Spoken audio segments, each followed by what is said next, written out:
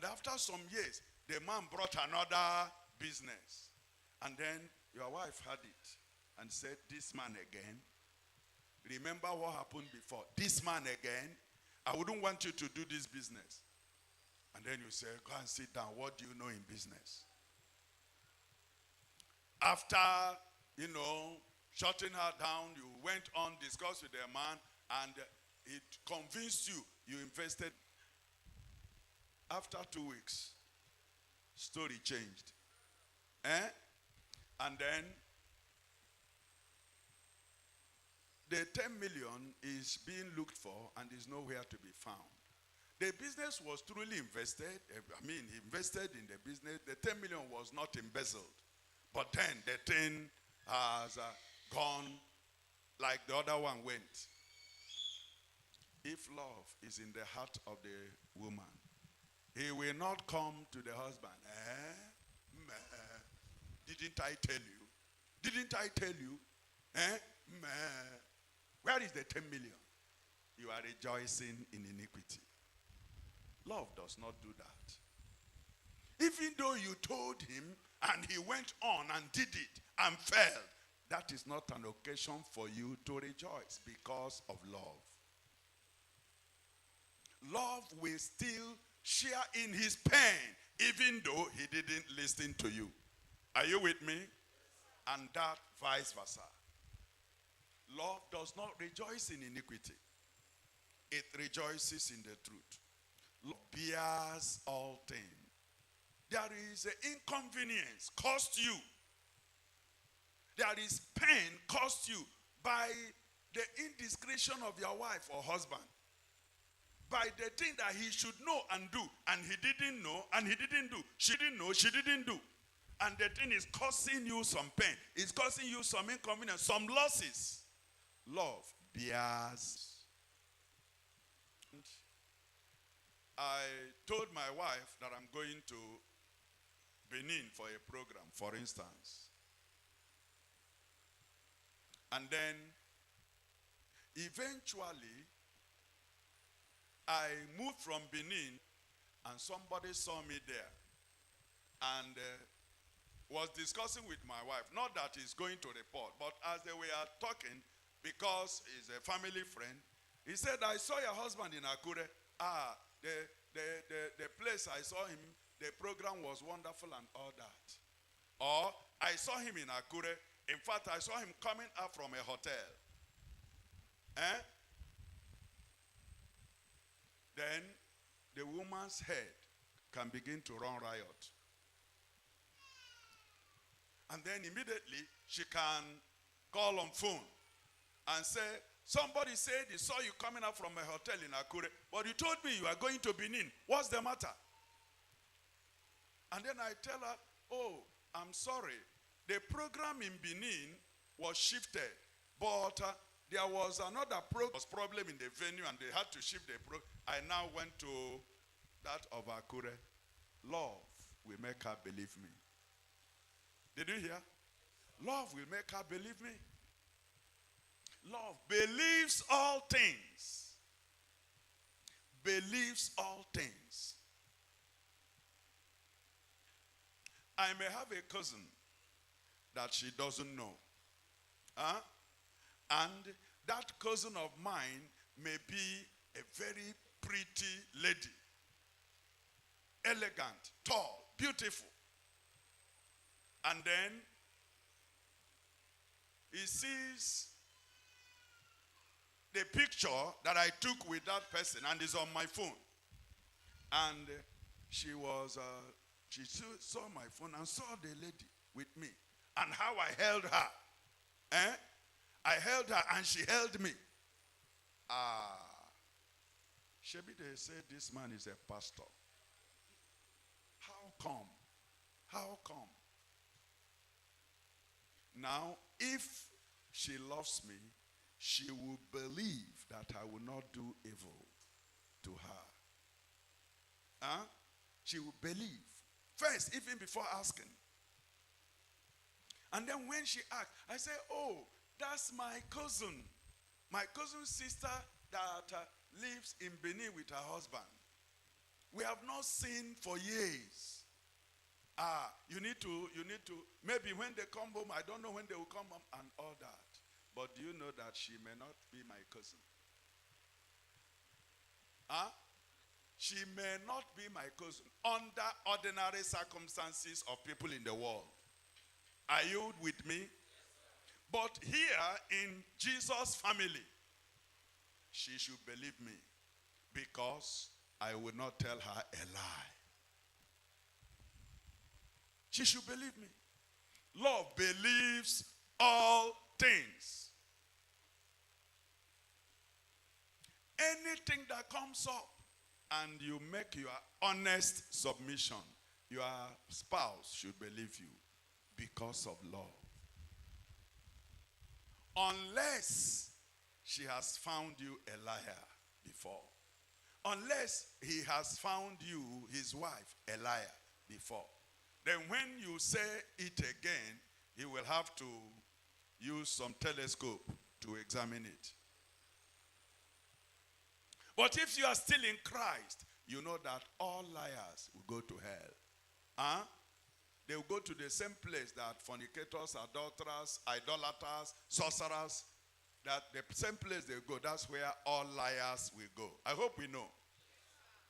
That being the case, you know that this person will not tell a lie. You know that my spouse will not tell a lie. So when he now explains to you, you are bound to believe her. You are bound to believe him. Love believes all things. Love hopeth all things. Today, I need this. He said there is no money. Tomorrow, I need this. There is no money. If love is there, it will keep your hope alive that sooner or later the Lord will provide for us. So you don't begin to pine away and begin to worry yourself and say this or that, because you are aware that God will, you are hoping that it will not be like this forever. Love hopes all things. Love, not just hope. Love endures all things. While you are hoping that it will be better, you endure the present situation. Out of love. The lack, the situation that you've not been able to meet up with, you endure it. Because love endures all things. And then, love never fails. It never fails. Listen to me.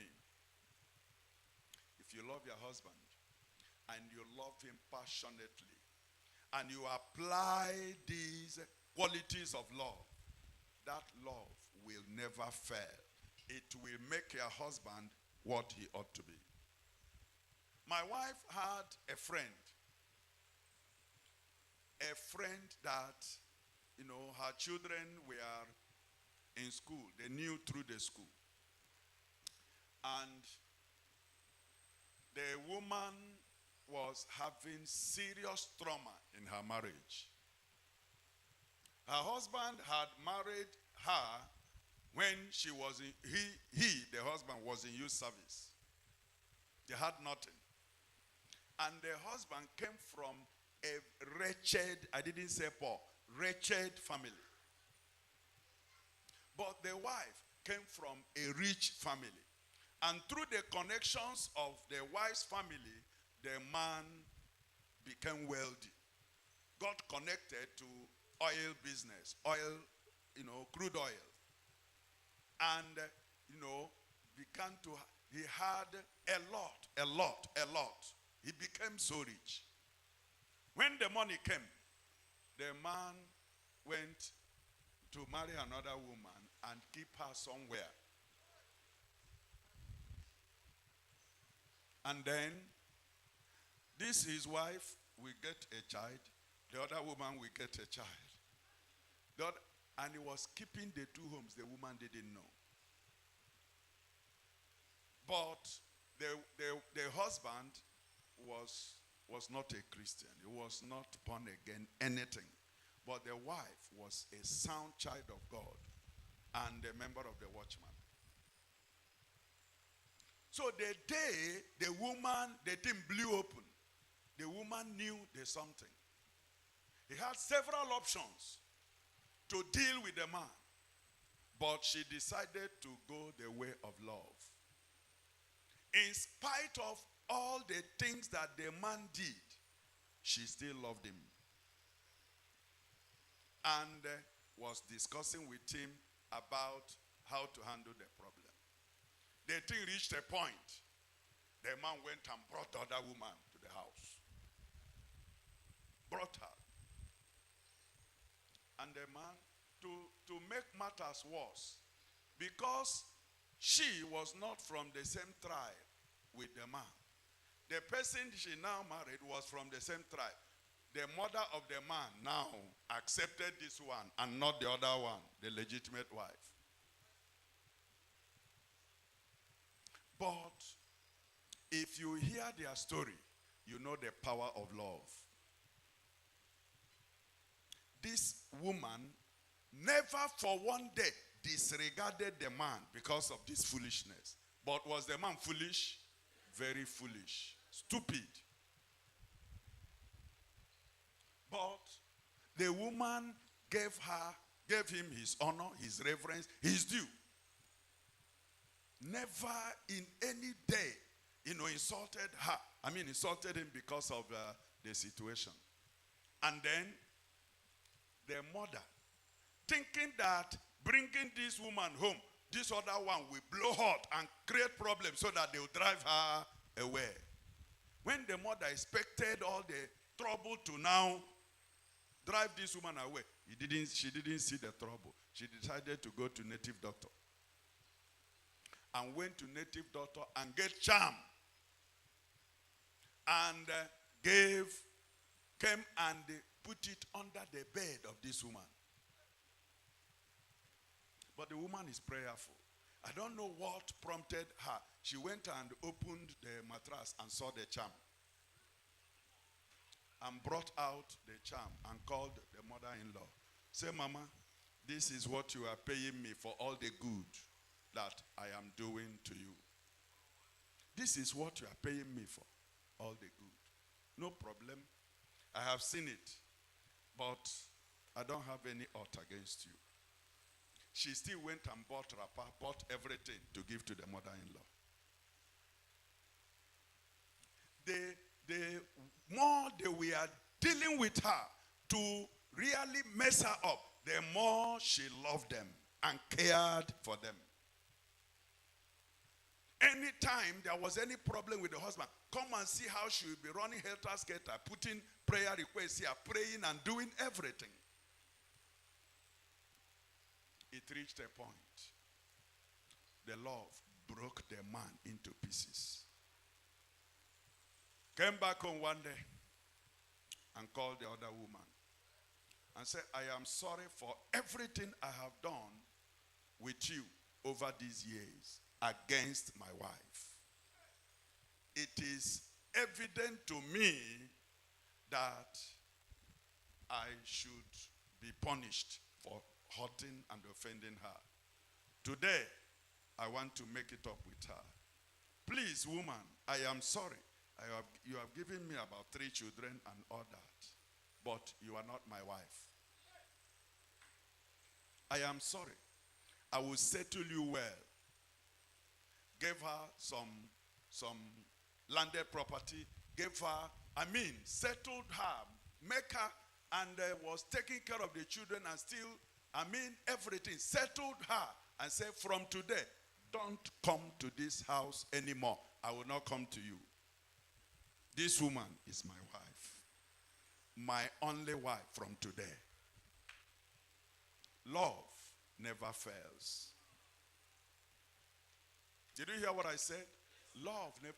They did the things they did to provoke her so that she will shout and quarrel. And then they will have opportunity to throw her out. But she chose the pathway of love and won. Love never fails. You may look stupid in the eyes of unreasonable men. Huh? You may look foolish in the eyes of unreasonable women. They say, look at you. Look at you. Are you the only person that married? Did you marry in your first world? That's what they will ask. What kind of nonsense is this? Say, me, I won't take it. Me, I won't take it. Consider that you are not me. Tell yourself, I am not you. You won't take it. That's for you. But I will take it. I love him. I will take it. I love her. At the end, love, God says, cannot fail. I don't know how it was put in your own Bible. My own says, love never fails. It didn't say love will not fail. It said it never fails. The love of God, the one that puts the interest of the other before self-interest, it does not fail. That's rule number one. It's the major rule. So that's why we have taken a lot of time to talk about it. Rule number 2. Provoke each other. Remember, love says is not easily provoked. Rule number 2 says provoke each other. But the provocation is not unto wrath, but unto love and good works.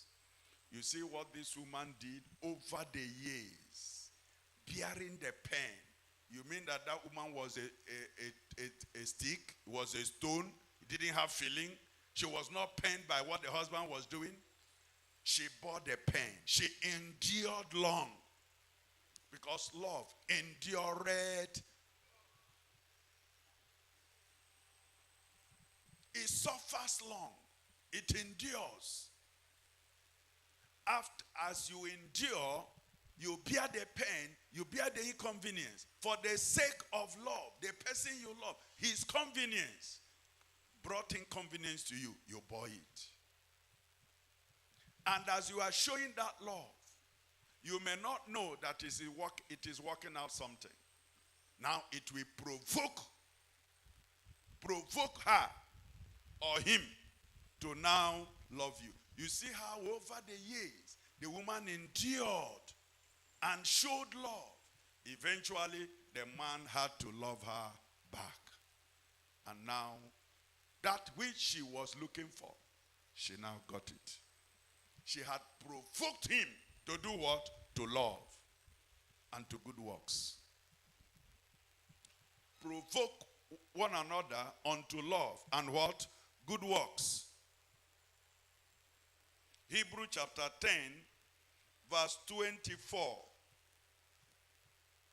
Hebrews 10, 24.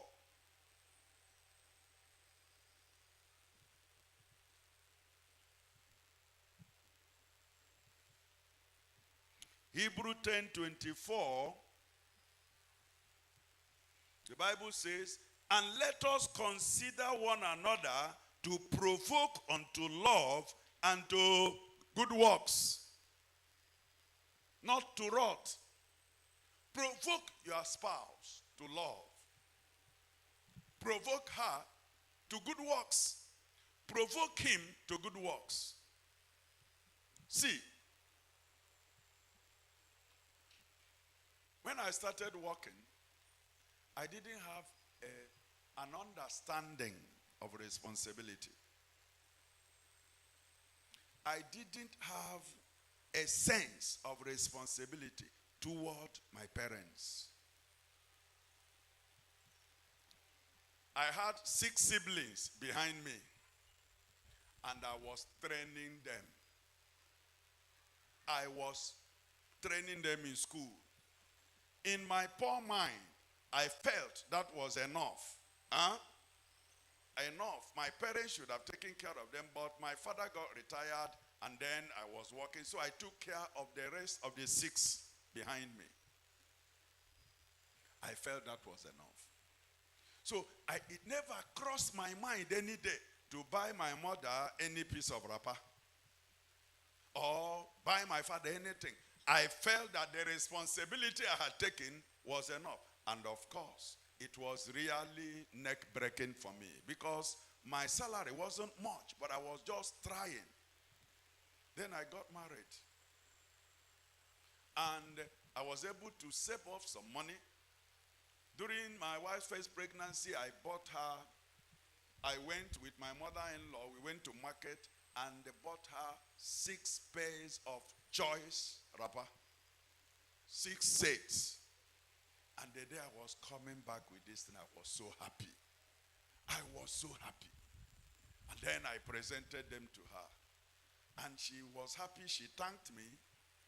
But then, the next question, where is your mother's own? Where is your mother's own? I snapped back. My mother, am I her husband? Her husband is there, I should buy for her. He said, over the years that they were paying your school fees, if they had gotten all the money and used to buy her wrapper, her box will be full of wrapper now. Many of them she has not touched. But they used all the money and paid your school fees. And now you are saying her husband should go and buy for her. She just stopped it there and didn't say anything again. The next morning, as she was going to school, she gathered the six sets of wrapper and brought to the village and gave them to my mother. All of it. And then